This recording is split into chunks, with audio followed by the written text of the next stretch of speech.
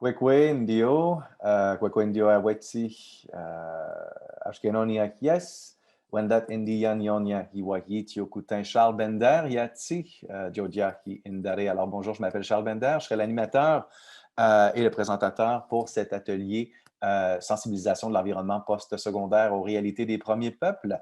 Je suis présentement basé à Montréal, sur l'île de Muniang ou de Tiohtià:ke, dépendamment de la nation qui l'a nommé, et c'est un très grand plaisir de vous avoir avec nous. Alors, comme vous le savez, le réseau de l'Université du Québec, l'Université à Laval et les nombreux partenaires du Forum national sur la réconciliation 2021, bien sûr, sont heureux de vous accueillir à cet atelier portant, comme je le disais, sur la sensibilisation de l'environnement post-secondaire aux réalités des premiers peuples. I'll say this part in English. There is interpretation offered. You can follow the whole proceedings in English if you wish. All you have to do is click on the globe icon, the Earth icon that is at the bottom right of your screen. You can either decide to follow in English or in French. Il y a un service d'interprétation. Vous pouvez tout simplement cliquer sur l'icône de globe terrestre qui est au bas à droite de votre écran pour avoir accès à l'interprétation en français ou en anglais. Évidemment, pour les participants, on vous demanderait de garder les caméras et les micros fermés. De toute façon, l'équipe technique va s'assurer que ça reste comme tel pendant tout l'atelier. Et si vous désirez interagir avec les participants ou avec le modérateur, vous pouvez utiliser la zone de clavardage à votre droite. L'atelier va durer environ 90 minutes, incluant une période de discussion. La deuxième partie de l'atelier sera consacrée aux échanges entre les participants. On vous expliquera comment ça va fonctionner. Vous serez dans des salles Zoom indépendantes pour faire ces échanges. Évidemment, l'activité est enregistrée. Alors, voilà, vous en êtes tous bien avertis. Il y a un webinaire préparatoire sur la thématique de la sensibilisation de l'environnement postsecondaire aux réalités des premiers peuples qui s'est tenu jeudi 3 décembre 2020. Et pendant ce webinaire, on a eu la chance d'accueillir Mme Janet Mark, qui est conseillère stratégique à la réconciliation et à l'éducation autochtone à l'Université du Québec en Abitibi-Témiscamingue, et Mme Robina Thomas, directrice exécutive et conseillère spéciale pour le président de l'université. Leur échange a permis d'éclaircir des enjeux et d'envisager des pistes de solutions pour que les universités soient davantage sensibles aux réalités des étudiants des Premières Nations et des premiers peuples dans leur approche et dans leur accompagnement. Si vous avez manqué le webinaire, il est toujours possible de le visionner à partir du site web du Forum national sur la réconciliation qui devrait apparaître dans votre écran de clavardage. Aussi, dans votre écran de clavardage, vous allez voir le lien pour aller au Padlet. Donc, c'est une sélection de références et pistes de réflexion, de solutions qui ont lien avec la thématique. Vous avez tout simplement cliqué sur le lien pour le padlet.com pour voir ce qui avait été discuté et toutes les références auxquelles vous avez accès. Donc, le lien du forum, c'est de s'engager dans les pas des étudiants des premiers peuples. On va commencer cet atelier par le visionnement d'une capsule vidéo qui présente les expériences et les perspectives de 11 étudiants et diplômés qui proviennent de chacune des nations autochtones au Québec. Alors, l'équipe technique va lancer la capsule dès à présent. Bon visionnage.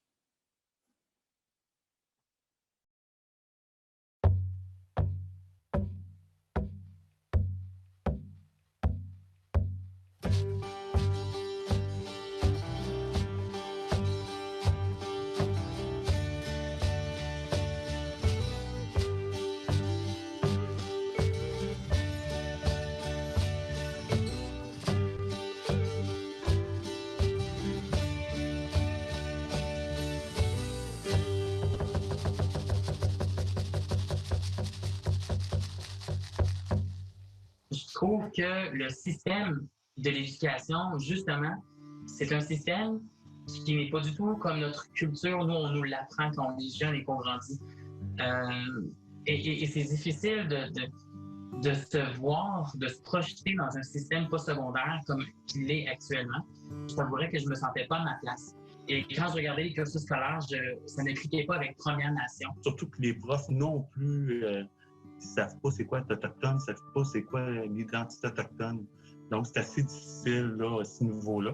Et quand la crise d'Oka est survenue, je débutais le cégep Et ça a été tout un virage dans ma vie personnelle, mais aussi scolaire. J'entendais toutes sortes de commentaires qu'on ne payait pas d'impôts, on ne payait pas de taxes, on était des trafiquants de cigarettes, tous les trucs qu'on sait aujourd'hui. Toi, tu représentes les Autochtones. C'est comme un gros titre, là. On est 11 nations au Québec. Ben moi, je suis une des Abénaquis. J'ai mes particularités, mais j'ai ça, je porte ça en moi. Oui, des fois, c'est pas tout à fait vrai qu'est-ce qui s'est passé dans nos livres d'histoire, mais aussi on touche on flatte un peu le contenu. On va pas en profondeur. Les Autochtones sont toujours un peu vus comme les méchants. Et connaîtrait l'histoire des Autochtones, ben, je pense qu'il y aura plus de sensibilité, puis on diminuera aussi les préjugés, le racisme, toutes les choses négatives qu'on peut avoir envers les Autochtones. Most people know nothing about Indigenous people. You know, most people know nothing about how many nations live in Quebec or anywhere else across the country, and you know what they did before colonial contact and how they survived. And you know this old mentality of, oh, they were apolitical and you know, tribal. That's not true. Je me suis rendu compte rapidement que à quiconque que je parlais, que ce soit étudiant ou professeur, il n'y a personne qui comprenait de quoi je parlais quand je parlais de surreprésentation des Autochtones. Ça m'a un peu découragée, puis je me suis dit, bon, je vais faire mon doctorat de quelle façon? Je pense que la sécurisation culturelle à l'époque, en tout cas, moi, c'était pas un concept que je connaissais vraiment, mais j'étais confrontée à son absence. Et là, j'ai dit, bon, je pense que je vais abandonner mon bac parce que ça représente pas mes valeurs, puis ça représente pas les Autochtones. Au niveau universitaire, quand j'y étais en 2011, je vous dirais que effectivement, j'ai pas eu de sentiment d'appartenance envers l'université au niveau de ma culture, au niveau de mes origines. Il y avait très peu d'informations. S'il y en avait, je ne le savais même pas. Donc, du coup, j'ai pas eu aucune appartenance à aucun groupe au niveau universitaire. Donc, ce qui a créé un peu un isolement au niveau de mes racines, mon origine, que j'ai pas voulu mettre de l'avant. When I talked about, I had this conversation with my son a few weeks ago, where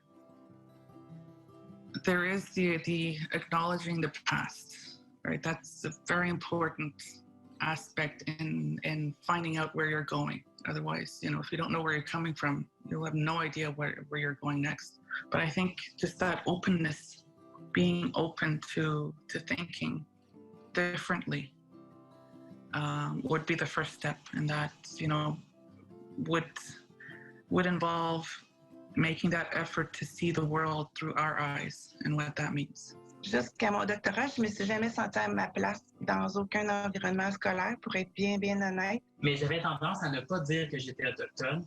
Je ne montrais pas mon identité en tant que telle par peur de préjugés. Lorsque j'étais jeune, on me disait tout le temps « Ah, c'est pas bon de dire qu'on est autochtone, on se fait juger là-dessus, il y a des préjugés, les gens vont te juger. Donc, c'est mieux de faire profil bas. » C'est vraiment la crise d'Oka pour moi qui a tout changé. Parce que même si on était à 3 heures de Montréal, là, c'est comme si soudainement, tous les gens s'étaient mis à réaliser que il y avait des Autochtones au Québec. Puis ça, c'était être autochtone au Québec, c'était une réalité particulière. Donc là, à ce moment-là, j'ai eu droit à toutes les questions. Là, pourquoi toi, tu vis pas en réserve? Pourquoi tu parles pas une langue? Pourquoi t'as pas, tu sais, pourquoi t'es comme ça physiquement? Pourquoi t'es blanche? Donc là, j'ai compris que mon identité autochtone, c'était plus quelque chose qui m'appartenait juste à moi. C'était quelque chose que les autres aussi avaient comme un pouvoir dessus de critiquer ou de juger ça. Puis ça a été plus difficile. Des commentaires, par exemple, t'es rentré par la porte d'en arrière, tu ne mérites pas d'être là. Tu seras pas capable. Tu voles une place à quelqu'un. Ah oui, tu as eu une place avec la faculté de médecine, Première Nation. Ah oui, bon, on devrait vous faire un permis restrictif quand vous finissez pour être sûr que vous retournez dans les communautés. Puis je suis pas sûre que les gens sont conscients à ce moment-là que c'est une sorte de ségrégation, mais pour moi du racisme systémique. We were learning how to paint and I'm just not a good painter. Like, I suck, you know? And she was like, oh, it's not your fault. It's because traditionally Indigenous people can only see in 2 dimensions. And I remember being like, what? What is she talking about? Comments like that, you know? There's a lot of stereotypes about Indigenous people when it comes to like, oh, we're alcoholics, or we're always in jail, or we're addicted to drugs. And it's like, you need to realize that that's not all of us. And if someone is battling addictions, you need to look behind the reason why. And usually it has to do with because of generational trauma that's been following generations and generations because of what's happened in the past. La plupart des préjugés ou stéréotypes que j'ai entendus en milieu universitaire, à tout le moins, c'était vraiment, ça prenait des étudiants. Puis c'était sans méchanceté, souvent c'était une méconnaissance, mais j'en reviens pas comment que à cet âge-là, dans la société québécoise d'aujourd'hui, ils savent rien. C'est incroyable. Puis ils s'attendent quasiment que j'arrive avec des plumes. Ou encore des commentaires qui me disaient, bon, mais si tu es autochtone, ton père doit être alcoolique. Il y avait vraiment des stigmas qui étaient très puissants. J'aurais aimé ça à quelque part qu'il y ait un enseignant, qu'il y ait un intervenant, quelqu'un pour défaire ça. En fait, d'ouvrir avec l'autre la peine que moi, ça me pouvait me faire.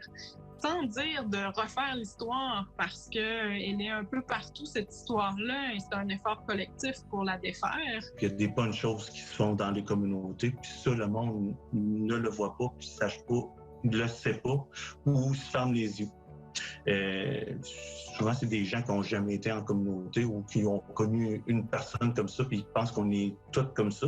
On associe tout le temps les autochtones dans le même rang que les consommatrices ou les personnes ayant des problèmes de santé mentale. Moi, j'étais assis avec d'autres étudiants, mais allochtones. Puis parler des préjugés, mais il y avait un manque de connaissances, un manque de sensibilisation.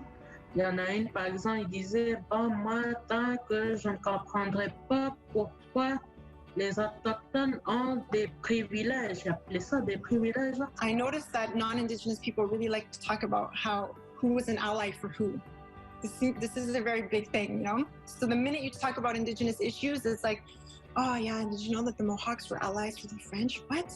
No, they were allies for the English. Did you know that they fought with themselves as well? Like, it's always about who was an ally for whom.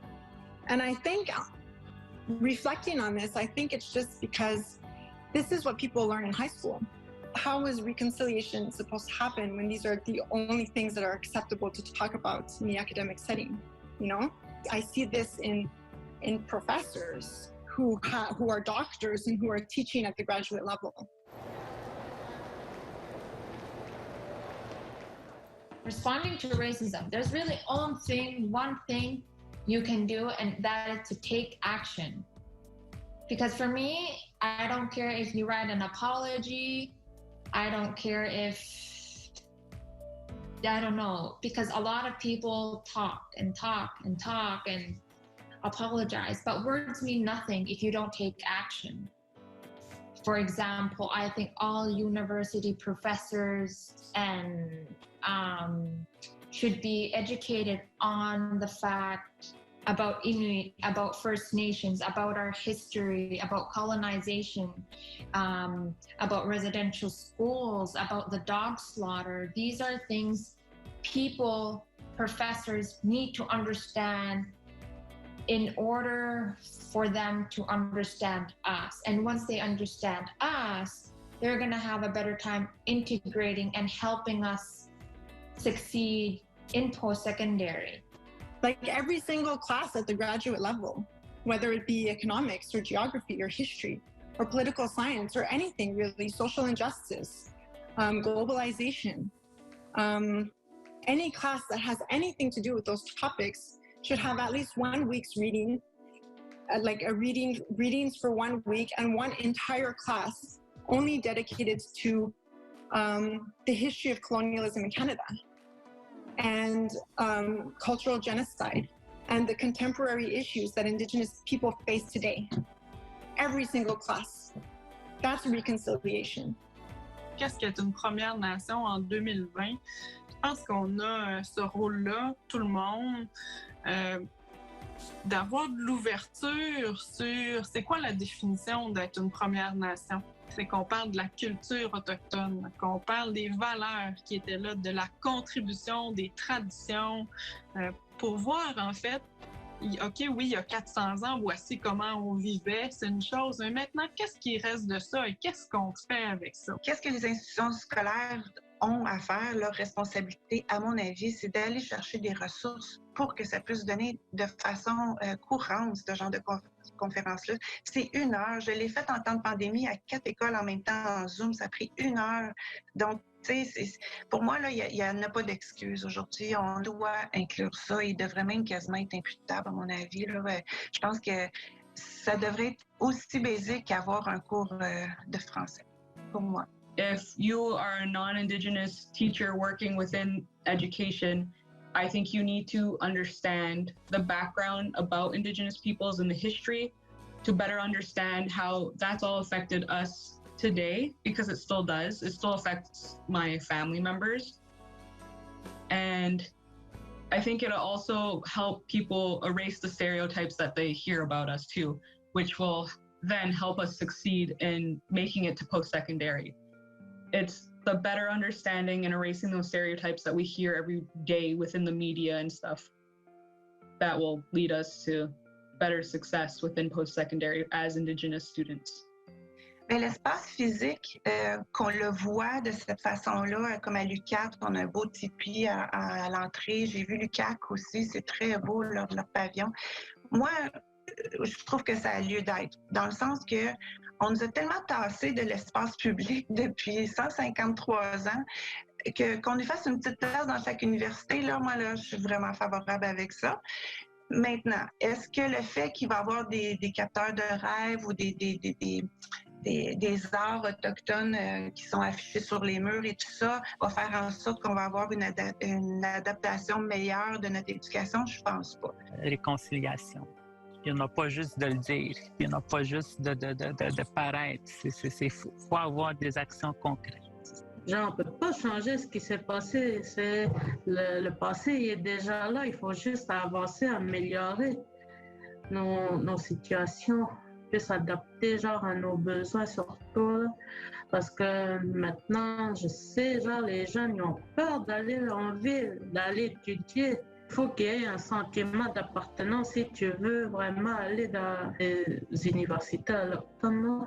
I bring it to the classroom as much as I can. Every time I have an assignment, every time I have a presentation, I make sure to incorporate my culture and what realities we face in the North, because these things need to be known by the South. There's too much of a gap. De nous sauver, tu sais, sauvons les petits Indiens, là, tu sais, c'est encore colonialiste comme mentalité, fait que ce serait comme qui comprennent l'histoire, les enjeux, puis qui nous écoutent, qui écoutent, qu'est-ce qu'on a vraiment besoin.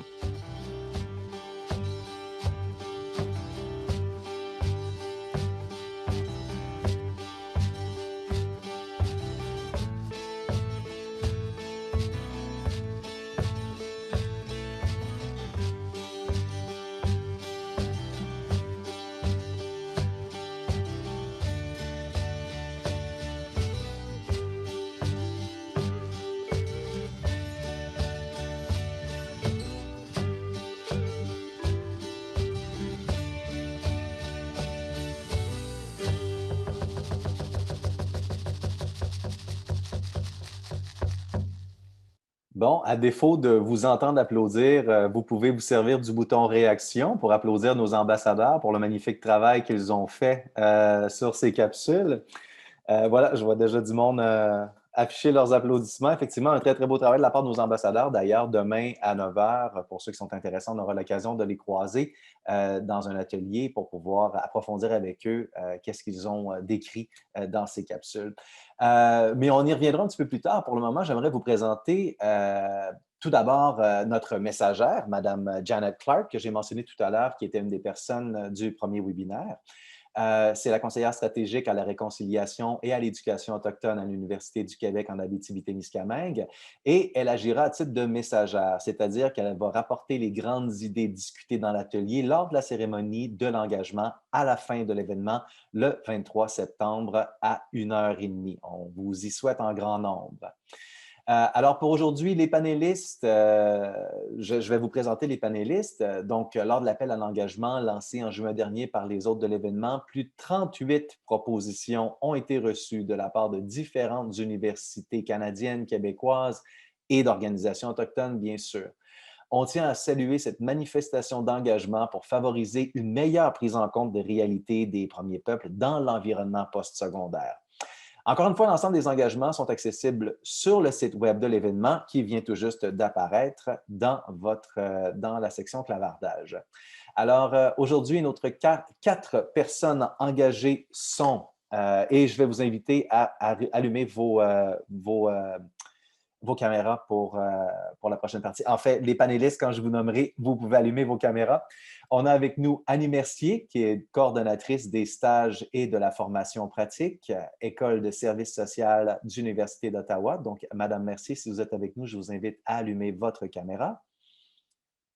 Je vais passer au prochain. On a avec nous Christine Hudon, qui est vice-rectrice. Bonjour, Madame Hudon, vice-rectrice aux études à l'Université de Sherbrooke. Prochaine personne, on a Benoît Étier, qui est professeur en études autochtones, directeur du laboratoire de cartographie participative, École d'études autochtones à l'Université du Québec à Trois-Rivières. Monsieur Hudon, je vous invite à allumer votre... Monsieur Étier, pardon, je vous invite à allumer votre caméra. Et Mme Carole Brazeau, qui est gestionnaire de programme d'initiative autochtone au bureau du doyen et du vice-directeur de l'Université McGill. Alors, bonjour à tous, bonjour à vous 4. Alors, pour le moment, je vois Mme Christine Hudon, mais c'est peut-être à cause de l'affichage sur mon ordinateur. Je n'arrive pas à voir nos autres participants. Oui, elles sont là. Voilà, je les vois très bien maintenant. Alors, merci d'être avec nous et sans plus tarder, je vais tout de suite passer à notre première question. Tout simplement de présenter les programmes, les initiatives qui ont été mises en place dans vos organismes respectifs, dans vos institutions respectives. Je vais commencer ici avec Mme Hudon, qui est la première qui apparaît dans ma liste d'écran. Mme Hudon, juste nous parler rapidement de votre engagement et en quoi est-ce que ça permet de sensibiliser l'environnement postsecondaire aux réalités des premiers peuples et si et en quoi ça répond à ce que nos ambassadeurs ont présenté dans leur clip. Alors, je vous passe la parole. Oui, merci beaucoup. Oui. Donc, ça me fait vraiment plaisir d'être avec vous. D'abord, peut-être vous situer là, très rapidement. L'Université de Sherbrooke, c'est 30 000 étudiants environ répartis sur 3 campus et un programme délocalisé aussi au Saguenay, donc 4 sites essentiellement.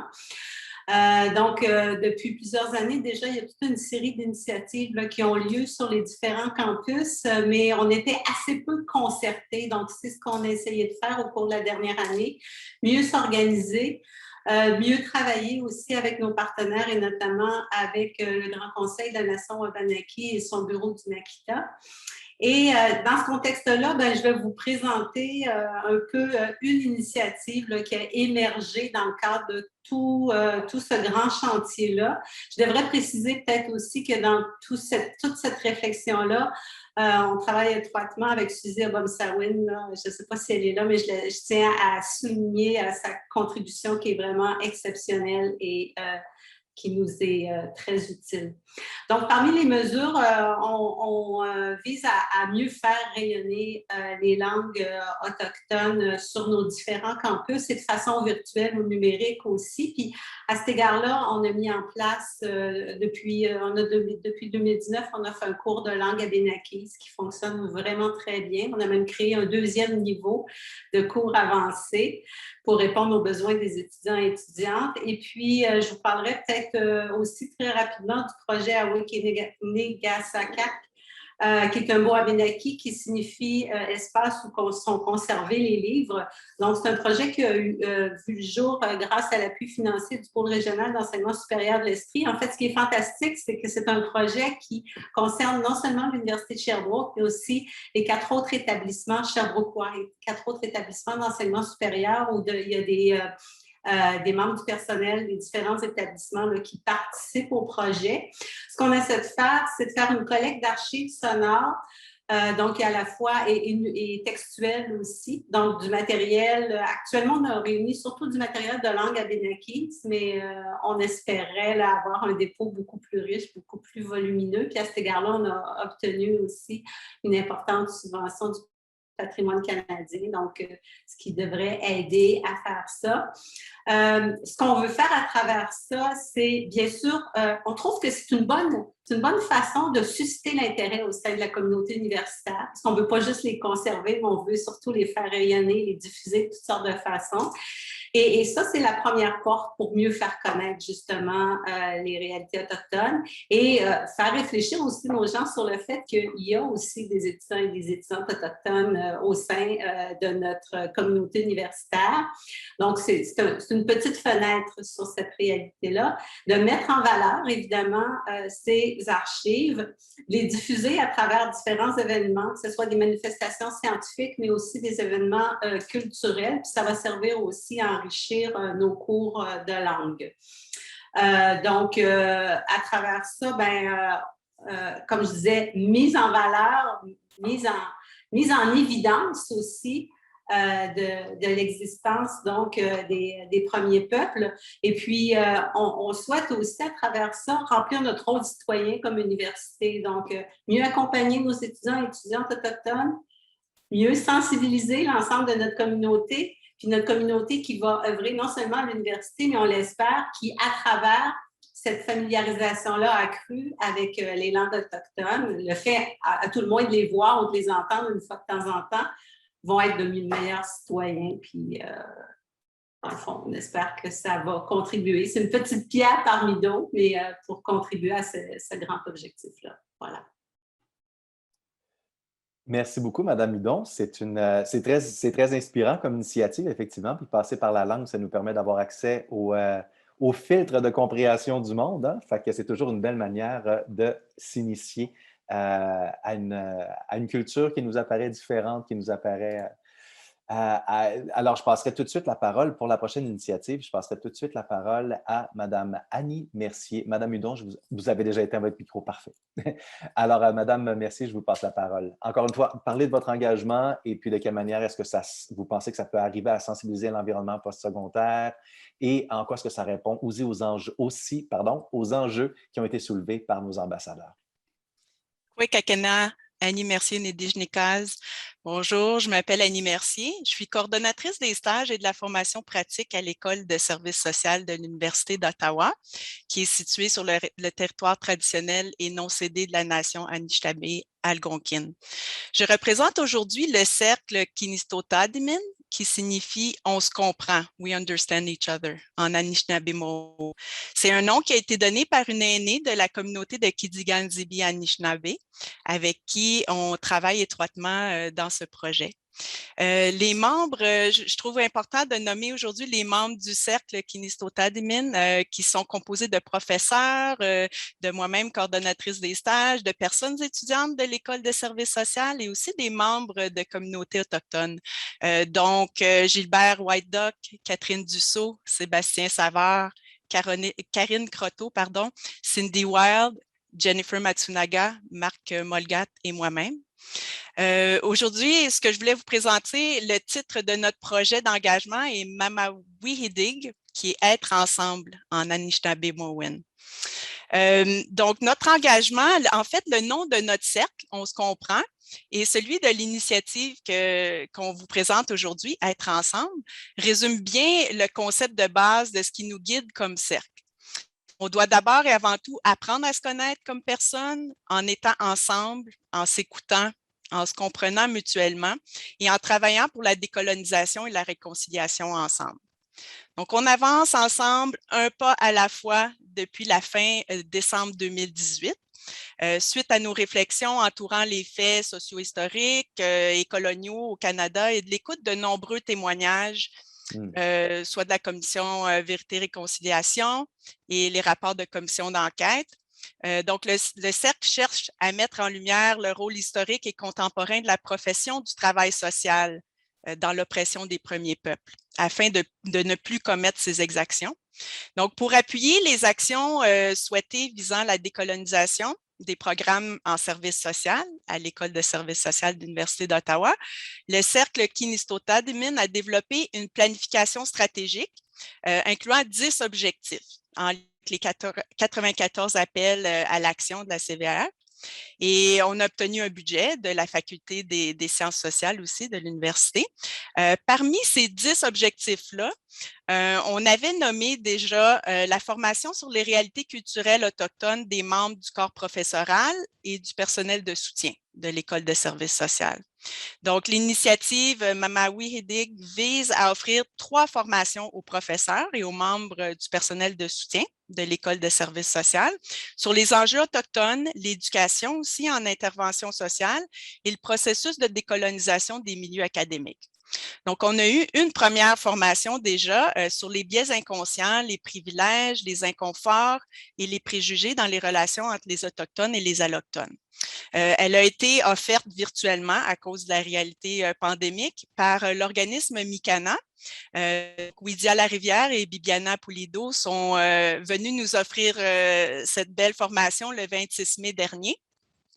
C'était une formation de 2 heures qui se voulait plus générale afin d'effectuer une mise à niveau des diverses connaissances de tous les membres de l'École de service social. Il y a des professeurs qui sont vraiment spécialisés dans ces questions-là.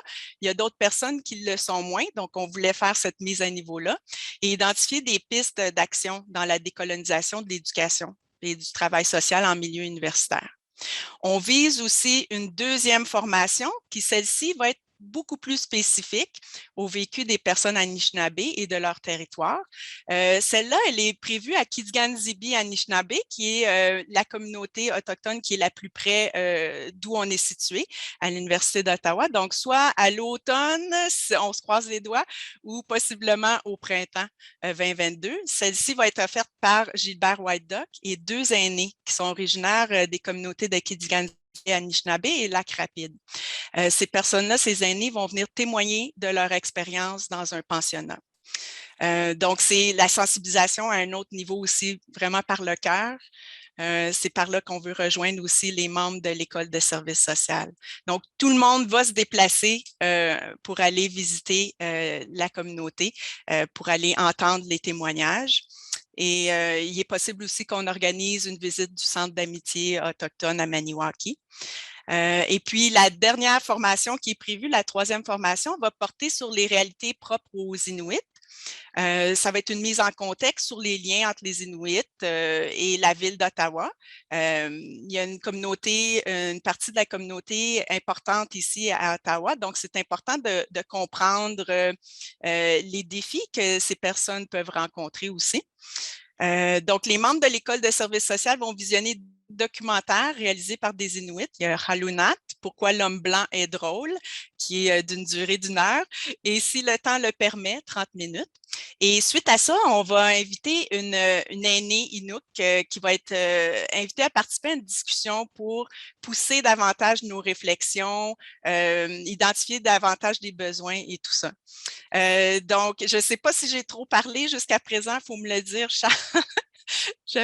Donc, en quoi cette initiative nous permet de répondre aux besoins que tous les membres de l'École de service social et le personnel de soutien soient sensibilisés aux enjeux et aux défis que rencontrent les personnes autochtones. Donc, les besoins à l'Université d'Ottawa sont beaucoup au niveau, il y a peu de ressources en français, je dirais, surtout en ce qui touche les réalités des personnes des premiers peuples. Il y a une grande méconnaissance aussi des enjeux autochtones et des risques qui sont liés, comme par exemple l'appropriation culturelle, la violence systémique. Donc, ce qu'on veut, c'est accroître et diversifier le contenu autochtone aussi dans les cours de service social et la préparation aux stages d'intervention sociale. Mais ça doit d'abord commencer par les gens qui sont en contact avec les personnes étudiantes des premiers peuples et aussi qui ont des messages à faire passer. Et je vais terminer là-dessus parce que j'ai écouté puis appris aussi des messages des ambassadeurs que vous nous aviez conseillé d'écouter. Et je trouvais que ça faisait vraiment écho avec ce que les personnes des premiers peuples qui sont dans le cercle Kinistotadmin avaient nommé depuis le début. Donc, c'est écouter les personnes autochtones pour savoir ce dont elles ont vraiment besoin, être ouvert aussi à penser différemment. C'est un premier pas vers la réconciliation, voir le monde avec les yeux des personnes autochtones. La sécurisation culturelle aussi, ça passe d'abord par l'éducation des éducateurs et du personnel de soutien pour s'assurer d'un climat accueillant et adapté aux étudiants autochtones. Il y a beaucoup de préjugés aussi et de racisme systémique envers les personnes autochtones. C'est important de reconnaître aussi les traumas intergénérationnel, l'importance de défaire les préjugés aussi, autant chez les profs que les personnes intervenantes.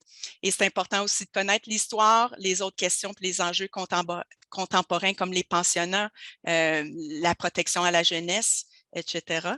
Donc, aussi la réconciliation, ce que j'ai bien aimé qui avait été mentionné par les ambassadeurs, c'est que la réconciliation, elle va se développer en sortant des vieilles idées et des vieux préjugés et avec des actions concrètes. Donc, aller au-delà des mots et des excuses. Je crois même que c'est Andrea qui nommait ça et on est tout à fait d'accord et c'est dans ce sens-là qu'on s'est engagé dans cette initiative.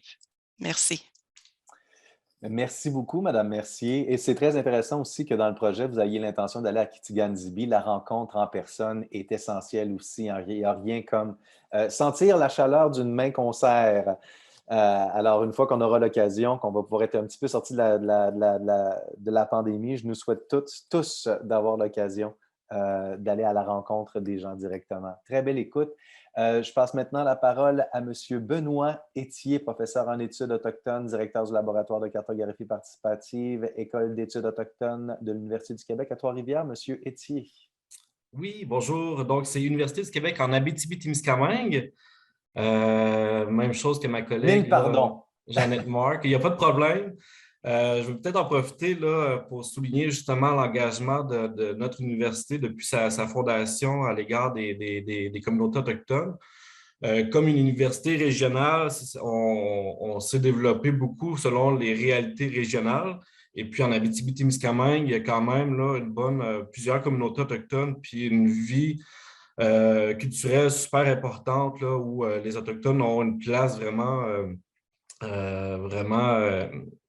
une grande place là, dans notre quotidien, là, dans nos villes et villages. Donc, voilà, l'UQAT, c'est vraiment, là, depuis le tout début, là, c'est affiché pour justement là, créer des projets, des activités avec les membres des peuples autochtones. Dans mon cas personnel, comme professeur, j'enseigne à des cohortes, majoritairement, j'enseigne à des cohortes qui sont 100% autochtones. Donc, le projet que je vais vous parler aujourd'hui, c'est vraiment un projet qui émane là, des membres là, des étudiants de la classe d'un de mes cours, des étudiants autochtones. C'est un cours en communication interculturelle, puis on essaie de trouver des outils ou des idées pour permettre, là, un peu comme on a entendu tantôt les témoignages, un dialogue entre autochtones et non autochtones, essayer de trouver des moyens pour justement créer des ponts entre les nations, favoriser la communication.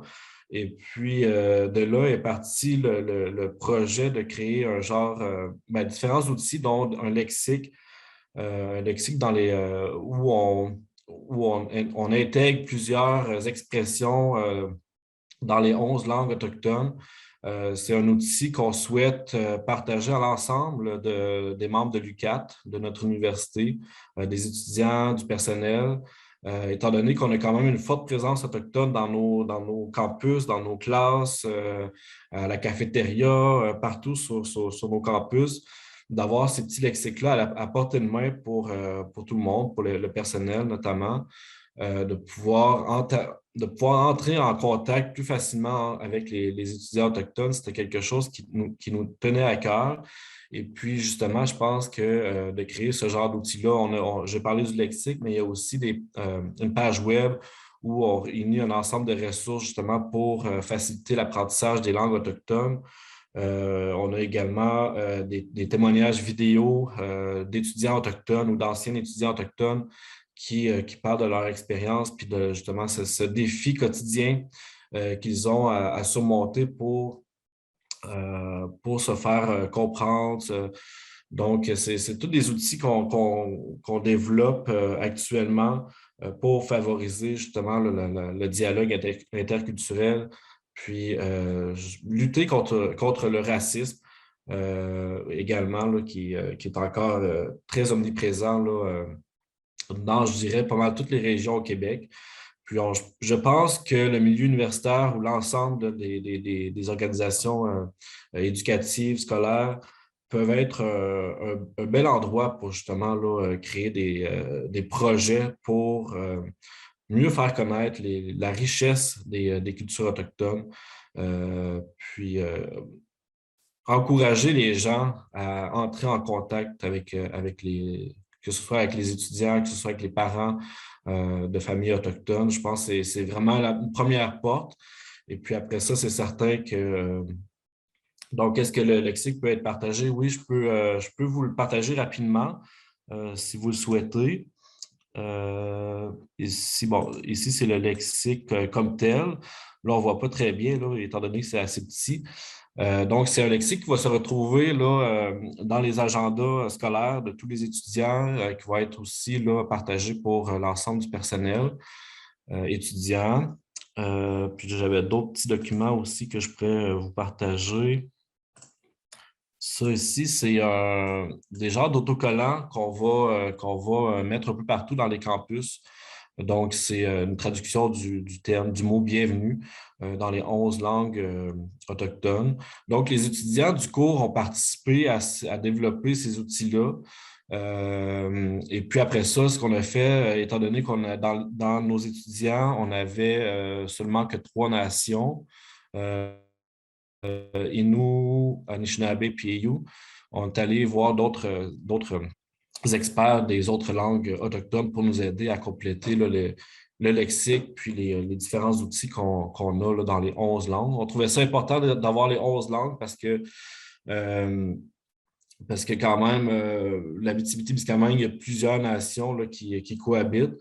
Et puis, on a des campus aussi à l'extérieur, comme à Mont-Laurier et à Montréal même. Donc, c'est important pour nous d'avoir les 11 langues, puis que ces outils-là soient disponibles pour l'ensemble des campus là, de notre université. Donc, c'est un projet de petite envergure, mais je pense que accompagné de plusieurs autres projets de petite envergure, je pense que c'est par là que que les relations vont s'améliorer. Puis je suis très confiant avec les présentations qu'on a aujourd'hui, puis les autres présentations qu'on a eues dans les autres panels, que j'ai bon espoir en tout cas qu'on réussisse à travailler sur cette question-là de réconciliation de la bonne façon pour justement là, faciliter le dialogue entre les nations, puis un bon vivre ensemble également.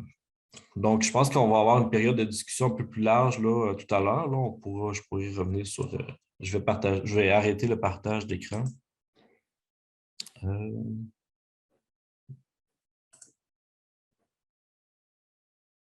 Non, ça marche, ça ne fonctionne pas. Bon, désolé. Donc, je vais laisser la parole à quelqu'un d'autre.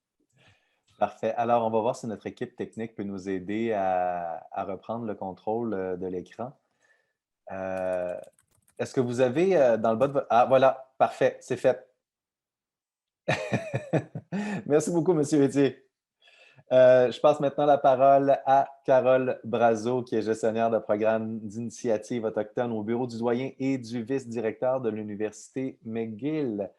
Et d'ailleurs, juste avant de passer, je voudrais dire à M. Etier, puis en fait à tous les gens qui sont participants, M. Etier, on va pouvoir, à moins que je ne me trompe, on va pouvoir déposer les documents que vous nous avez présentés dans le Padlet qui est lié à cet atelier. Donc, les gens vont pouvoir avoir accès à cet outil-là en passant par le Padlet. On va peut-être même pouvoir vous remontrer encore une fois où est le lien pour déposer des choses sur le Padlet ou pour y avoir accès. Donc, Madame Razo, je vous passe la parole. Carol Brazo, Nadezhda Cause. Kakina. Hello all, bonjour à tous. Donc, mon nom est Carol Brazo, je suis Anishinaabe, Algonquin. J'aimerais tout d'abord commencer par remercier les aînés pour l'ouverture ce matin et aussi les organisateurs. So I've been working with McGill University's Indigenous Initiatives now since at the Office of the Provost and Vice Principal as a program manager, the disclaimer, only 6 months now. So as well, I'd like to introduce myself. I'm a daughter of Indian residential school survivor, my mother Madeline from Gitagon Zibi. Also, both my parents are day school survivors. It's a little bit of my background, but my most important role is that of Kokum, grandmother. So my grandchildren live right across the river from me here in Ganawage. So today I'd like to speak about McGill University's commitment. It's which is its 52 calls to action, and as well as the Indigenous Awareness Weeks and how it raises awareness in the post-secondary milieu on the realities of Indigenous peoples and ways and how it responds to the challenges raised by the ambassadors. So in 2017, the Provost Christopher Manfredi at McGill University formed a task force on Indigenous studies and education in response to the Truth and Reconciliation Commission's calls to action.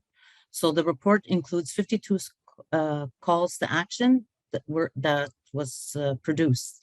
So the creation of the Indigenous Initiative Unit, where I work within the Office of the Provost and Vice Principal Academic, was a response to one of these 52 calls to actions.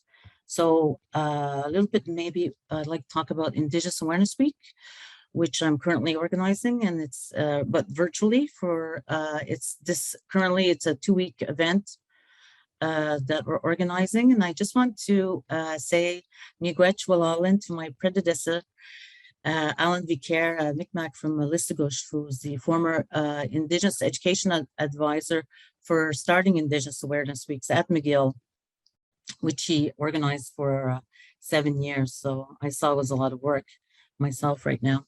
So Indigenous Awareness Weeks is really an educational event that concretely responds to several of the calls to action put forward by the McGill's task force that addresses many challenges. So, you know, we're talking about resources for sure. The 94 calls to action by the TRC are one of them. And for example, 62 and 63 clearly highlights the importance of teaching about Indigenous people's histories and contemporary challenges in university institutions. So these calls to action mirror those put forth by the Public Inquiry Commission on Relations between Indigenous peoples and certain public services in Quebec. This inquiry into systemic discrimination also produced calls to action in 2017. So this commission in Quebec calls for concepts related to Indigenous culture and history to be integrated into curriculum and programming at the educational institutions of all levels. So those are calls to actions number 20 to 23. So aligned with these commissions, Indigenous Awareness Weeks contributes to education and awareness regarding the realities of Indigenous peoples, which this year focuses on Indigenous peoples' rights, laws, traditional knowledge, medicines, health and wellness, culture, and as well as the environment. And we had a few elders come in to speak as well. So, you know, regarding your important question there, how to remedy the racism beyond awareness training, educational institutions, we know that it's, really needed and even requested by students to have these awareness trainings. And, those that want to become nurses, doctors, etc. So I just wanted to quote also, like when I first went to university myself, and the ambassador spoke about it this morning as well.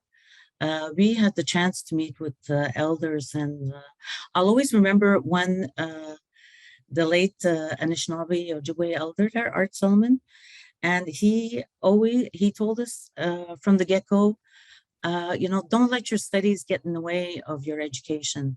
So that's something that really resonated with me, and I always brought it with me along when I was a student way back in the day, a long time ago. So he also said, it's been a long, hard story, but we're not complaining about the past. We're going to identify it. We're going to take hold of the present and make the future what we want it to be, because we are the final teachers in this sacred land. And all we have to do is teach our sisters and brothers how to live harmoniously as human beings. So I think that also that really is important always to remind people how precious our Indigenous knowledge is, and that it should be valued. And because right now, it's not the case. People value much more the Western knowledge. So, we like to take, I do personally like to take a human rights-based approach and, offer a human rights training to Indigenous peoples too. So this year I did organize a roundtable in respect to the United Nations Declaration on the Rights of Indigenous Peoples. So that was, I thought, a good way to start the Indigenous Awareness Weeks this year. And it's important always to have that culturally appropriate and holistic support available for students. So at McGill University's First Peoples House, we have a Elders in Residence program, and that is really helpful to the students. So this year, McGill University's 10th annual powwow is currently underway, like I mentioned, and we're highlighting Indigenous elders, knowledge keepers, artists, academics, and students. And on the last day, we were doing the McGill's 20th annual powwow virtually. And it's also nice to make an honorable mention to the one who first initiated the powwow at McGill University, Ellen Gabriel, who's Mohawk from Ganasatagi. And I like it that you mentioned also, Indigenous, the importance of course, preserving our Indigenous languages. So, which is great because as the UN's International Decade of Indigenous Languages will be from 2022 to 2032, Indigenous Awareness Weeks will most very well likely feature the promotion and protection of Indigenous languages next year in 2022. So at this point, McGill University's 52 Calls to Action is approaching its 5-year milestone in 2022. And the Office of the Provost and Vice Principal Academic is currently appointing an Indigenous Associate Provost who can then revisit those 52 calls to action. And as Robina Thomas in the webinar said from the University of Victoria, it's good to have to create those positions, to create decision-making positions so that Indigenous peoples are not just tokenized in the post-secondary milieu. So I echo as well how the ambassadors want a real concrete actions. It's really reconciliation, as some people call it. So I'll leave the last word to them. Miigwech. Miigwech, Carole Brazeau, very interesting. And it's good that you finished by mentioning that it's important to have people, for Indigenous people, people from First Nations holding key positions in order to overlook these efforts, and people such as you who are helming the efforts of this program. Je vais revenir en français maintenant. Et je me permets de vous poser à tous une question. C'est une question un peu difficile, mais en même temps, il n'y a pas de questions difficiles qui ne nous permettent pas de trouver des solutions intéressantes et innovantes. On sait que dans les milieux, dans n'importe quel milieu, et y compris les milieux académiques, il peut y avoir des gens qui vont être plus réticents à recevoir ce type d'initiative-là, des gens qui ont bien ancré leur position et que c'est plus difficile de faire changer d'idée ou d'accepter un peu plus de souplesse dans la perspective. Est-ce que vous avez rencontré ces difficultés-là? Et quand vous avez rencontré ces difficultés-là, comment est-ce que vous avez fait en sorte pour assouplir la perspective de cette personne-là, pour passer ces barrières, pour l'inviter à, il ou elle, l'inviter à participer dans ces activités d'initiation-là face à la culture des Premières Nations ou à une meilleure intégration des Premières Nations? Est-ce que vous avez des exemples de comment vos initiatives ont permis ça?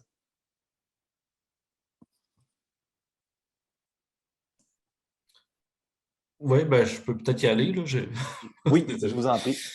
Ben, je n'ai pas personnellement rencontré ce genre de difficulté-là depuis mon embauche à l'UQAT parce que vraiment la haute direction de l'université a mis en priorité justement le dialogue avec les premiers peuples. Je pense que l'université s'est fait un peu un nom avec ça depuis quand même assez longtemps. En même temps, ce n'est pas si connu que ça encore, là, mais je pense que depuis la fondation de l'UQAT, il y a toujours eu cette idée-là là, de travailler pour les besoins de la région. Puis, un des besoins vraiment importants, c'est cette réconciliation-là ou le travail là, avec les premiers peuples qui sont sur le territoire, qui étaient là sur le territoire avant que l'UQAT arrive. Là. Donc, c'est super important comme démarche. Sinon, comme conseil, ben, je pense que la haute direction, ce qu'elle fait de plus en plus, c'est de fournir des formations quasi obligatoires à l'ensemble là, des enseignants de l'UQAT, peu importe la discipline. Donc, je sais qu'il y a des gens en sciences de l'éducation, par exemple, qui ne travaillent pas avec les Autochtones nécessairement ou qui ont quelques étudiants autochtones dans leur classe parmi d'autres étudiants non autochtones, mais qui ont cette sensibilité-là de suivre ces formations-là.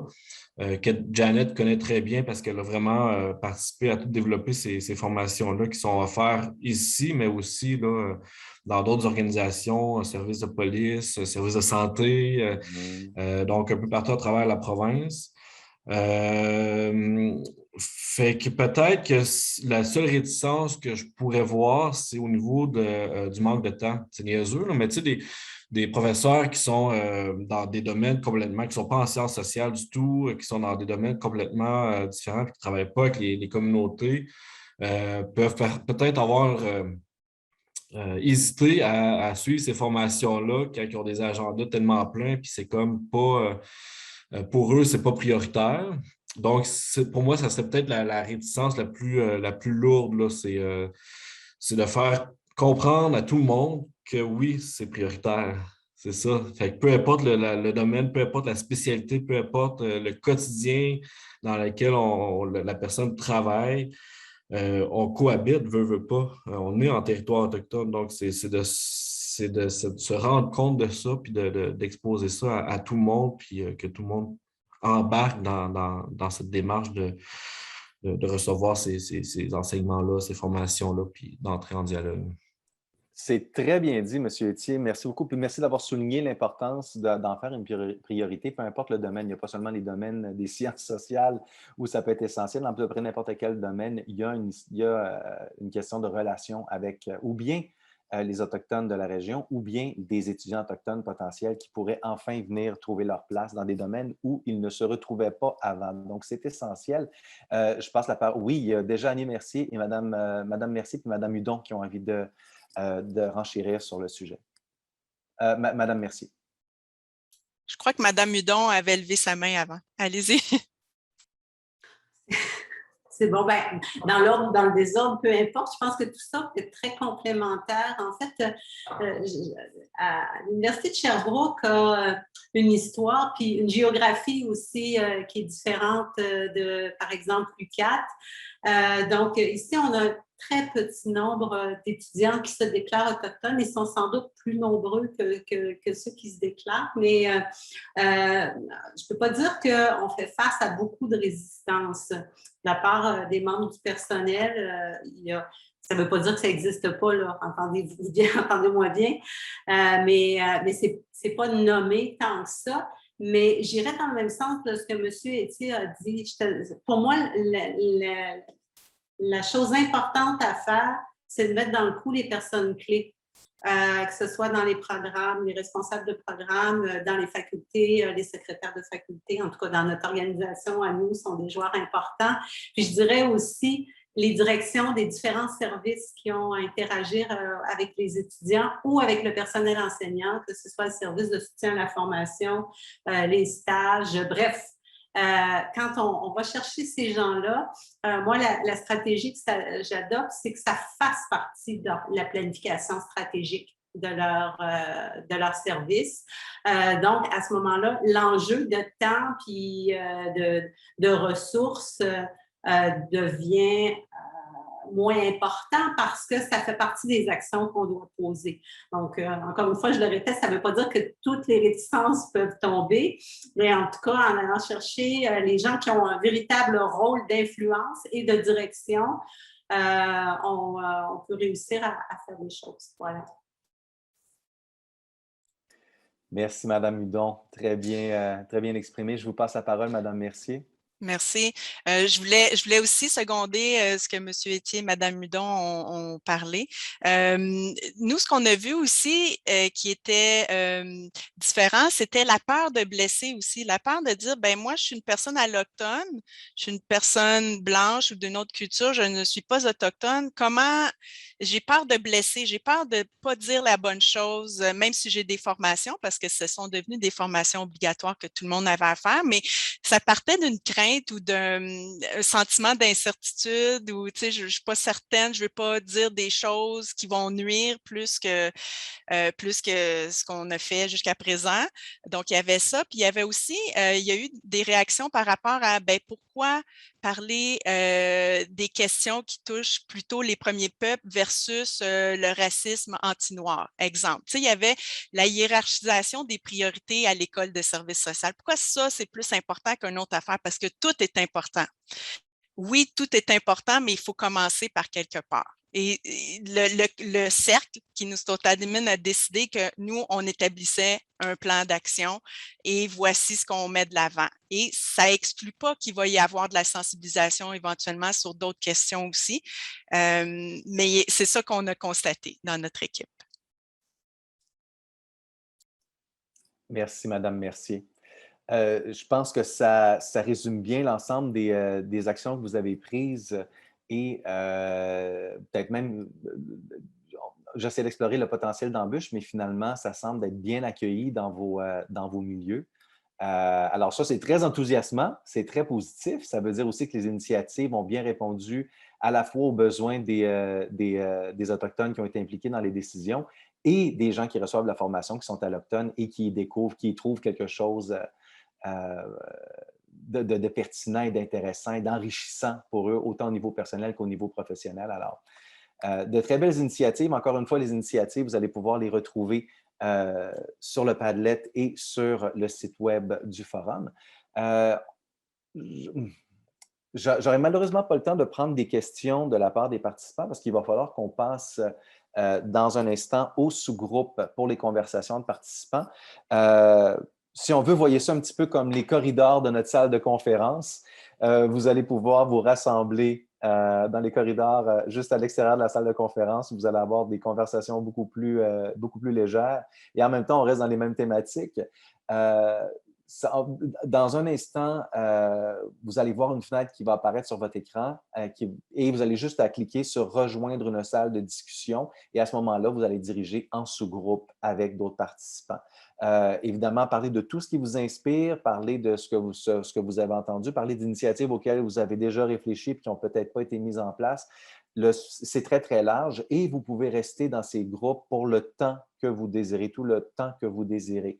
Avant de commencer à parler, on vous invite évidemment à vous présenter à tour de rôle. C'est le fun de savoir qui est dans la salle. Donc, prenez l'initiative de bien vous nommer. Si vous y pensez, changez votre nom. Renommez-vous dans le Zoom. Tout ce que vous avez à faire, c'est cliquer dans votre boîte écran, vous allez voir 3 petits points juste en haut à droite. Vous pouvez vous renommer. Puis nommer l'institution d'où vous êtes, ça aide toujours les gens, évidemment, à vous retracer pour savoir vous parler de quel endroit, de quel point de vue, de quelle expérience. Donc, c'est ça, discuter de ce que vous retenez de la capsule des ambassadeurs et des discussions avec les panélistes, comment vous pourriez enrichir cette conversation-là, discuter de ce qui vous inspire. Rappelez-vous, s'il y a des choses intéressantes qui en ressortent, on vous invite à aller les mettre sur le Padlet. On a mis on a souligné à quelques reprises le lien pour se rendre au Padlet. Je pense qu'on va pouvoir le réinscrire à l'intérieur des boîtes de conversation dans les Zooms dans lesquels vous allez vous retrouver. Les éléments consignés aussi, tous les éléments que vous allez avoir consignés, toutes les choses que vous allez avoir écrites dans le Padlet qui vont avoir été rajoutées vont pouvoir être résumées lors de la cérémonie de clôture de l'événement. Alors, soyez généreux dans vos commentaires. C'est comme ça qu'on arrive à faire avancer la réflexion autour de ces enjeux. I'll just say it in English. All English-speaking participants will have their own Zoom locale. All you have to do is follow the link. I think we will, it's right there. Okay, so the link is going to appear in the box to your right. So all English-speaking participants just go to this group, so everyone will basically speak the same language. And as I said in French, and you've probably heard it already due to the translation, just introduce yourselves. You can rename yourselves, change your name and the institution you're coming from by clicking on the 3 dots at the top right corner of your screen, talk about anything that you would have heard, anything that inspired you in the conversations that have just happened. Of course, don't forget to write things that pop into your group into the Padlet. The link is probably going to appear in the comment section in your group. Please, as much information as you can give us. Eventually, all these new comments will be mentioned at the closing ceremonies. Les membres de l'équipe de coordination vont circuler d'une salle à l'autre pour vous soutenir. Il n'y a pas de temps limite pour vos échanges. Vous pouvez quitter quand vous êtes prêt. Donc, vous pouvez rester pendant quelques minutes, comme vous pouvez rester, en fait, jusqu'au prochain atelier, jusqu'à la prochaine rencontre. Parlant de la prochaine rencontre, il y a l'activité sous le chapoutoine qui est prévue à 15 heures. Ça va être l'occasion d'échanger librement avec les participants qui le souhaitent et les aînés qui accompagnent la démarche. Le nombre d'inscriptions pour cette activité est limité à 50 personnes, donc inscrivez-vous rapidement. Et encore une fois, comme je le mentionnais tout à l'heure, demain matin à 9 h, vous êtes invités à rencontrer et à discuter avec les ambassadeurs et les ambassadrices du forum pendant une période de questions. Donc, soyez là, soyez généreux. Les ambassadeurs ont fait un excellent travail. Ça vaut la peine d'aller le souligner et d'approfondir leurs enjeux avec eux. Encore une fois, un grand merci à nos panélistes, Miigwech, Tiawankine, Nyawangoa. Ça a été des échanges extraordinaires, des très belles initiatives très inspirantes et on vous souhaite bon succès dans la suite de ces initiatives et la suite des conversations qui vont entourer les initiatives que vous nous avez présentées.